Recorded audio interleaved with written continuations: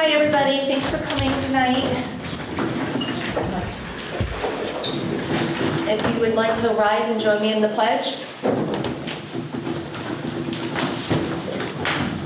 I pledge allegiance to the flag of the United States of America and to the republic for which it stands, one nation, under God, indivisible, with liberty and justice for all. Thank you. Lynn, would you call roll, please? Mr. Burke? Here. Mr. Hand? Yep. Mr. Grover? Here. Mrs. Sullivan? Ms. Lesniak? Here. Mrs. Vanderwater? Here. Can I get a motion to approve the meeting minutes of October 16, 2024? Make that motion. Second. Motion made by Bob, seconded by Darcy. Any questions? All those in favor? Aye. Any opposed? Motion passes. Any citizen comments? Yes, Jamie Roda.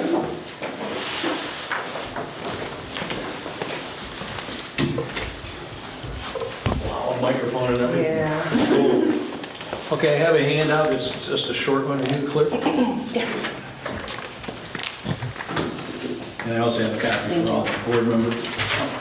You could just say your name and address. Okay, I was going to do that. Okay, sure. Jamie Rodams. I am at 3477 Melvin Drive, Beeville, Lysander. I am a board member of Canton Woods. I'm the retired school business official for Beeville School. So I'm on the board. I'm kind of interested in finance. And I was involved in the decision that was made 12 years ago to cut the amount of money that was going to be given to Canton Woods. All the municipal governments, including the school district, were having some hard times, and I understand.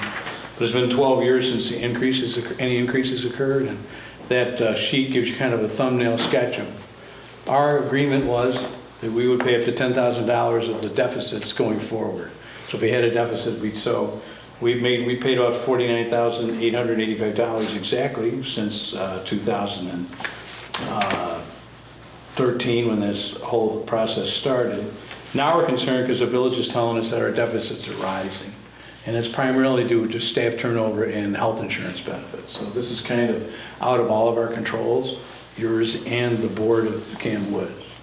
So we feel that after 12 or 13 years of doing this, that with inflation and everything else, our costs are rising through no fault of our own. We've been paying what we thought was our fair share, and now we are faced with larger deficits that we have no control over. So we've cut costs wherever we can, but we run a shoestring anyway. These are all employee costs directly to the village. So I gave you a little idea. So that's all I had. I was just wanted to come and have a chat with you guys about saying, we need to be looking a little bit more in the future. We were hoping that someone would come and talk to us and negotiate some kind of a deal with us, and that hasn't happened. So whether we're all working in isolation or not, I don't have any idea. So, and Renee, our new director, came here to share the pain with me tonight. And I understand everybody's budget is under stress. Our budget is tough, yours is tough. You don't have a big budget either. But I was kind of hoping for some consideration going forward, that's all. Thank you. Okay, thank you. So I feel like I want to address this, just a couple things. One thing that I've asked both the village and the town of Lysander going forward is we really need to get the budget from Canton Woods before we do our budget session, so we know where the center is at, so we can make determinations when we do our budget. Right. So I have asked the mayor to make sure, and I think I called Renee and told her that her budget has to be done by September. Mm-hmm. It is November 6th and her budget's still not done. Right. We're approving our budget tonight. They don't line up. Right. Additionally, I do realize that a lot of the shortfall is related to employee benefits and health insurance. I think prior to Renee, we had some folks over there that didn't take health insurance and now have retired, so it's a double whammy now. New people are in and taking health insurance. The other thing that is a real sticking point with me is Canton Woods has over 6 or 7 accounts totaling $200,000 or close to $200,000. That's correct. what happens to that money? Why are you not spending that down? Well, that's why we had agreed 12 years ago that we would shoulder the burden of 10 Gs. If we couldn't make our budget, then we'd make up the difference, which we've done. Only now the 10 Gs is different than 20 or 25 or $30,000. So if we have about $40,000 of that money we can't touch because of the Restrictions. restrictions on the Yep. donations. Yep. So we probably have $160,000. Now, if we have a $30,000 deficit, in 5 years that money's gone. Now, I made the point 12 years ago that why do I have $150,000 in the bank if we're not setting aside money our sides and we're willing to pony up, which was, and the board agreed with me back 12 years ago. So we said, okay, we'll make that deal, because if we have $150,000, if we have some fund balance, why aren't we using it to fund our own organization? Well, we did, and here we are 12 years later, and we still have $150,000. Now, the reason we have $150,000 is not so much we're managing it to make money, because we lose money, but people in the community whose elderly relatives, their mother or father, their grandparents, they give us money in their estates, those kind of things, and we've been able to keep our money going as it goes along. I'm not saying that we aren't willing to pay more money. That's not what I'm saying. Sure. What I'm saying is just the unknowns of going forward from a financial planning standpoint. My point was then, I said, well, if we had to pay $10,000, we could live for 15 years.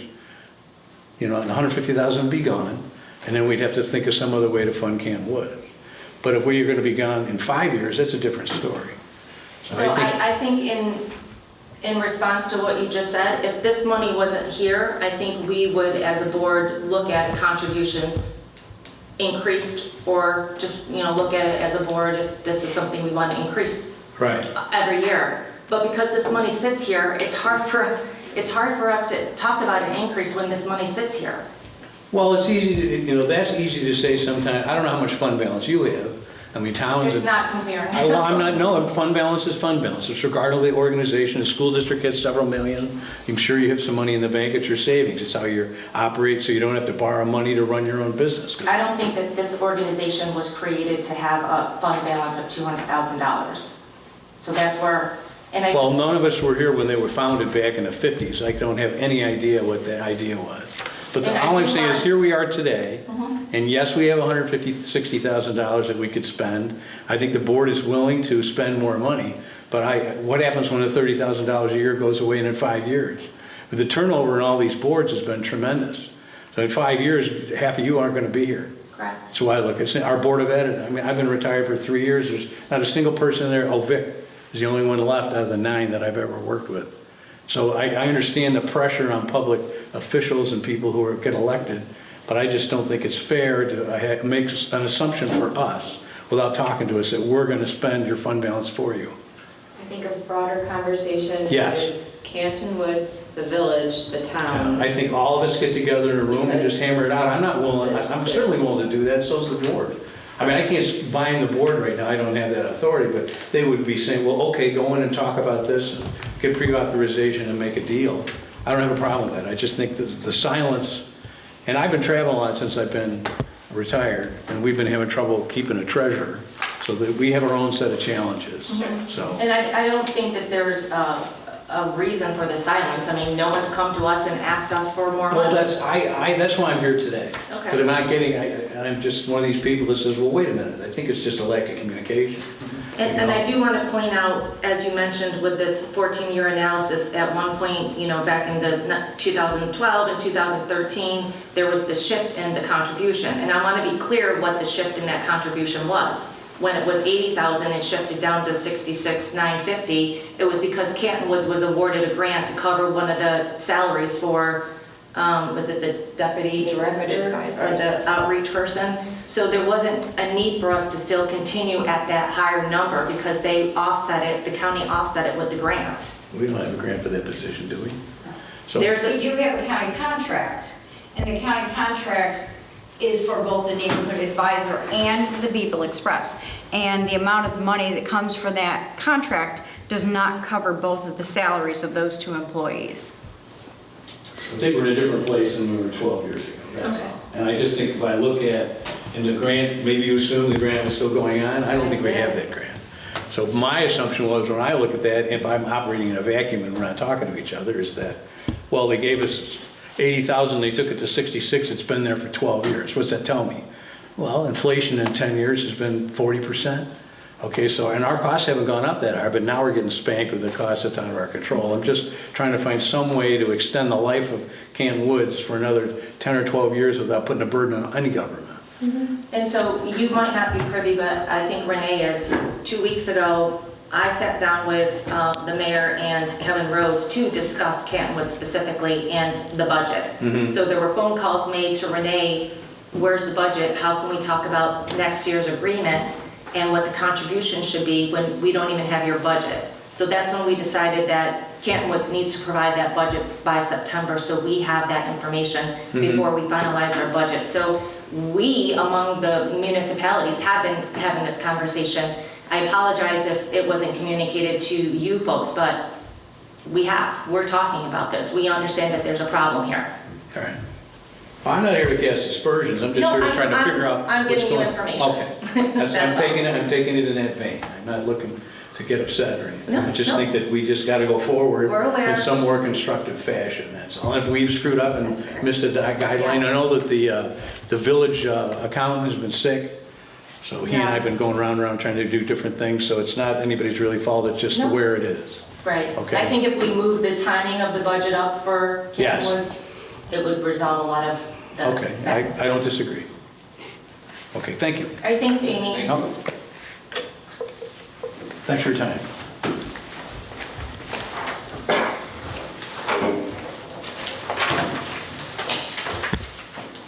Okay, anyone else? Renee, did you still, No, I'm, Andy? okay.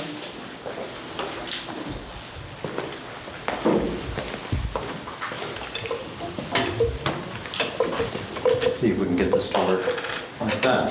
Hello. Andy Bowes, 116 Hunter Drive. Congratulations, y'all made it through the election. Some of you again, that's great. Wanted to share something that I found in the city of Syracuse, New York, the Syracuse Urbanism Collective. It's a bunch of young people primarily that live in the city of Syracuse. A lot of people who have moved to Syracuse. It's kind of a much newer group of what we're going to see in the next wave of people even moving into our town. And they're about future growth and how to do it smart growth. All the different things. Where should the parks be? You know, a deeper dive on comprehensive plans type stuff. There's experts. Going to be a bunch of speakers. The mayor's going to be there speak. They've got some ESF people coming to speak. And I forwarded it to Wendy so that Wendy could share it with any of the board members or perhaps even a town newsletter. Was that today? Just a few minutes ago. Oh, I I did it. didn't see anything. Yeah, no, like, you know. But I wanted to share that with you guys, and because it's really a positive thing. We're all going to be moving forward after this election. Times are going to change. Who knows how they're going to change? But hopefully, we're still going to grow and look forward to future growth stuff and make plans for appropriate stuff going forward. Right.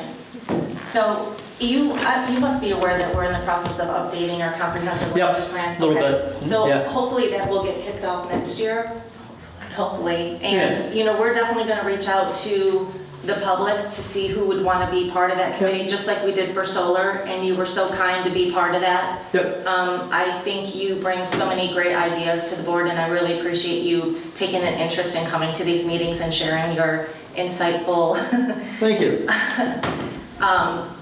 suggestions. So I would really like if you were part of that committee if you had the time, but Yeah, it thank you for the hopefully invite. it will kick off early next year, if not, Yeah, this No. meeting's on November 15th, and there's some tickets and stuff, but they're actually not full price tickets anymore because it's getting so close. But Okay. for the speakers and stuff that are there, I mean, Clay is experiencing tremendous growth. right. We're right next door, it's inevitable. So it's a way to get your thinking caps on with a bunch of younger people that are very excited and very enthusiastic about what they're talking about. I know the mayor of City Syracuse is going to be there and have some stuff to say, so Great. thank you for your time. Thanks, Andy. Nice to see you. Anyone else? Okay. Number one, can I get a motion to approve the vouchers? The number was 194,292.31, but I caught a duplicate voucher in there. I believe it was for $357 and change. So this number's gonna adjust just a little bit by $357. So I'm gonna just do, can we get a motion to approve the vouchers dated November 6, 2024? I'll make that motion. I'll second it. Motion made by Bob, seconded by Mike. Any questions? All those in favor? Aye. Any opposed? Motion passes. 2, I'm gonna pull that since we have no budget vouchers or budget transfers tonight. That's correct. And number 3, Darcy Lesniak, our deputy supervisor, is going to do the budget review.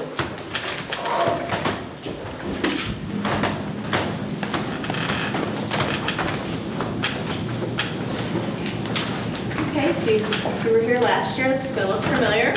It's basically the same slides, updated numbers. So the budget is a summary of the funding projected. We'll put this up on the website too after. The budget is a summary of the funding projected to come to the town through non-property tax revenues and property taxes, and then the estimate of the expenses for the next year. So, we spent, do I need a microphone?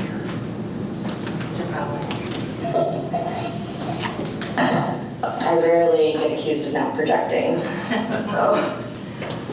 So we spent 3 days going through, bringing in departments, going through each line item, and this is a compilation of that with the guidance of our budget officer. So most of our expenses are funded by property taxes. The non-property tax revenues are pilot agreements, franchise fees with cable, mortgage taxes, which we'll talk about a little bit more, snow plowing, contract with the county where we plow county roads with Van Buren trucks and you're reimbursed for that. CHIPS funding that comes, any state aid that comes for highway, court fines, land leases, which have become popular in the last few years as we've started to lease some of the land we own for solar and other projects. Shared services, like our shared assessor with Lysander, these all come in as non-property tax revenues. Last year, our non-property tax revenues totaled, across all 3 funds, $1,487,164. This year, we're projecting $1,586,041. So it's increases mostly you would see in the mortgage tax, which kind of flattened out the last couple of years with the way interest rates were, but we're seeing it rebound. We actually exceeded our budget for this year already. So again, non-property tax revenues are mostly a guesstimate, if I'm being honest, but some things are a contract that we're in and we know exactly what we're gonna get. So major annual expenditures, almost 60% of it is the personnel, the people that serve you here at Town Hall, at the Highway Garage, at parks, their health insurance, their retirement, disability, workers' comp. I mean, that is the bulk of what our expenses are. Our capital costs, road reconstruction, and any vehicle or equipment purchases, this year is going to total about 10% of our expenses. And then the consumables, our utilities, fuel, road salt, repairs, Cantonwood Senior Center that we just heard about, that equals about 30% of our total expenses. And then the last piece is our debt service for the highway garage and the roof that we replaced at Town Hall almost 10 years ago, I think now. Our 2025 expenditure projections. So the higher wages, minimum wage continues to rise. It's going to be $15.50 an hour, I think, in 2025, and then goes up by another 50 cents in 2026. So with that, you have a sliding scale where you have to bring everybody up. So we have lifeguards now that are making almost $20 an hour because that's where we need to be to retain people and attract people. And then the rest of the wages are mostly fixed in highway contracts that are settled through 26 and 27, and then the rest of the staff. Insurance premiums, I think that's what Mr. Rodens was sort of talking about too. That's Could be healthcare, it could be the insurance on the buildings, trucks, etc., workers' comp, cyber insurance, something we never talked about 5 years ago, is things we have to include now, and everything is up. I don't think this is going to come as a surprise. So we have done our best to really drill down on our actuals over the last few years and hone in on what we really need to raise taxes for. Our tax liability for the general fund, which is the fund that will affect every resident within the town, including the village, has a levy of $1,340,000 for 2025. The Park Town fund continues to raise enough in revenue that it doesn't, and between that and fund balance, we haven't taxed in that fund for probably about 5 or 6 years. And then the highway fund. And the highway fund levy is going to be $1,437,190. The last piece that you may see on your tax bill, depending on where you live, is the special districts. So I live in Seneca Knolls, so I have a special drainage district, I have a special sewer district. Those are all specific to where you live. And they rise and fall based on actuals. So there's a slight increase this year in Seneca Knolls drainage because we've done a lot of work down there behind Baker Boulevard and Leopold this year alone. So that kind of brings us to the budget summary, which is the tax rate, which is really the only thing that the average person cares about. So we're down in the general fund over the last 4 years almost 15%, and our new tax rate for 2025 will be $1.52 per thousand. The Part-Town fund, as I mentioned, will still be 0, and highway is down 15% over the last 4 years and is now at $1.85 per thousand. And special districts, like I said, will rise and fall as we have expenses. So that's the 2025 budget. Darcy, thank you so much. Yes. Thank you, Darcy. I think we'll go right into public hearing, and then when we close that, we can have a more discussion about the budget. So can I get a motion to go into public hearing regarding the 2025 preliminary town and special districts budget? I'll make a motion. I'll second. Motion made by Darcy, seconded by Bob. Any comments? All those in favor? Aye. Any opposed? Motion passes. We are now in public hearing. Is there anyone who would like to come up and speak in favor of the public hearing?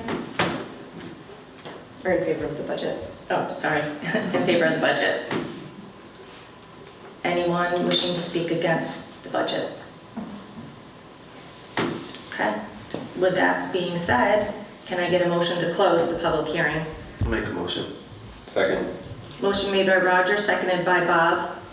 Any comments? All those in favor? Aye. Any opposed? Motion passes. Public hearing for the 2025 budget is now closed. We're back in regular town board session. I just want to kind of reiterate a few things that Darcy said. We really focus on creating a lean budget. If we can save $100 on a line, we do. We don't throw numbers out there. It is a lean budget, and I think I'm really proud of that work. I think some people kind of put together a budget as maybe it'll be this amount, but we really look at actuals. We look at the prior 2 years and where we are going forward and really make it a number that's going to be actual and what it really needs to be. And I think because of that work, you've seen the taxes have gone down for 2025. Is there anyone else on the board that would like to speak to that? I don't have anything else to add. Okay. Just really proud of our process. Yeah, I am too, and a really big thank you to all of the department heads and the departments. The folks here have really gone through their budgets and tried to cut where necessary. They understand the process when they come into these budget sessions, that what we're looking for, and they account for every expense that they need in their budget, and we really appreciate their work doing it. Lynn does a great job with the town clerk's office. Jason, you do a great job with engineering. Dave, you guys do a phenomenal job at highway. So thank you guys, as well as everyone else that manages the departments. Heidi, I don't want to miss her either. So thank you everyone, and I'm really excited that the taxes went down. Yeah, we don't have to pierce the tax cap. That's kind of nice. Yes. Which was only 1.02%. Again, I like to point that out. And I just think that it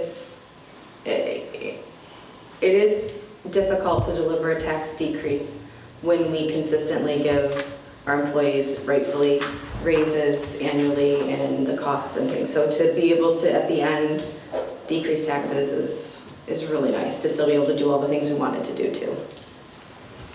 Okay, so with that being said, can I get a motion to approve the 2025 town and special districts budget? I'll make that motion. I'll second. Motion made by Mike, seconded by Bob. Any questions? All those in favor? Aye. All those opposed? Motion passes. And I would be remiss in not giving a big thank you to our budget officer, Linda Pease, who's here tonight. Linda, you did a phenomenal job. Thank you so much. I know a lot of time went into this, a lot of hard work, a lot of late night emails, but you did a phenomenal job, and thank you for working with us on this process again. Thank you. It's a pleasure to be here.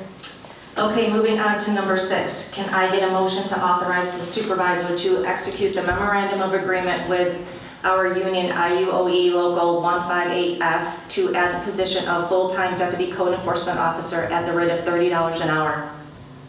I'll make a motion. I'll second. Motion made by Roger, seconded by Darcy. Any questions? So I'll just add a couple board meetings ago, we added this full-time deputy code enforcement officer to our civil service roster. We needed to add the salary to it, so this is what this number 6 is all about. Any other comments? All those in favor? Aye. Any opposed? Motion passes. Number 7, can I get a motion to approve the hire of Mason White as recreational supervisor at the Parks Department, starting on November 12th, 2024. This is a full-time position which will be 35 hours a week at the rate of pay of $28.64. Can I get a motion to approve that? I'll move it.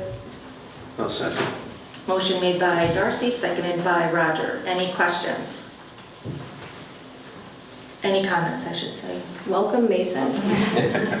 He did a He's great gonna job. be a really good addition. I agree with you, Roger. Really smart kid. Yeah, and so we've been without a rec supervisor for a couple months, and poor Heidi's been challenged to run the department by herself, so we're happy that we found this great candidate to add to the Parks Department, and I agree, I think he'll do great things. All those in favor? Aye. Any opposed? Motion passes. Okay, we're down to council committee reports and comments. Michael. Nothing. Roger. I just want to congratulate Mike and Wendy for their win in the election yesterday. Thank you. Thank you, Roger. Darcy. I'll second that. I don't have anything tonight. Roger, or Mike. No, that's fine. Tell me, Bob. I'm going this way again. I also would like to congratulate the two of you. Thanks. The only thing I have is I will be meeting on November 15th with Roger and Tim from Codes. We're just going to go over some of the fees that he has together that Tim has brought to attention, that some of them we might want to adjust just a little bit. But other than that, I have nothing else. What day is that? Friday, November 15th, At what time? 8 o'clock. Well, that's early. Yeah.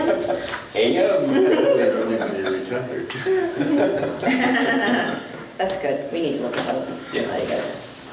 Okay, supervisor comments. I just have a couple. We received an Okra update from our Okra rep, Natalie Zachariah, and I just want to briefly read it. As the appointee by the town of Van Buren to the Okra Board of Directors, regularly attending monthly Okra board meetings, I'm providing an update on current Okra business that may impact the town of Van Buren.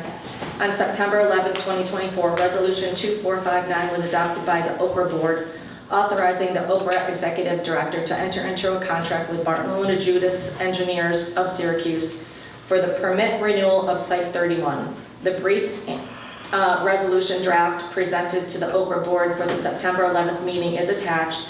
The resolution was adopted by a vote of 8-0 with Natalie Zachariah abstaining as a resident and appointee of Van Buren. The resolution maintains the status quo of the Site 31 in Van Buren as a potential landfill.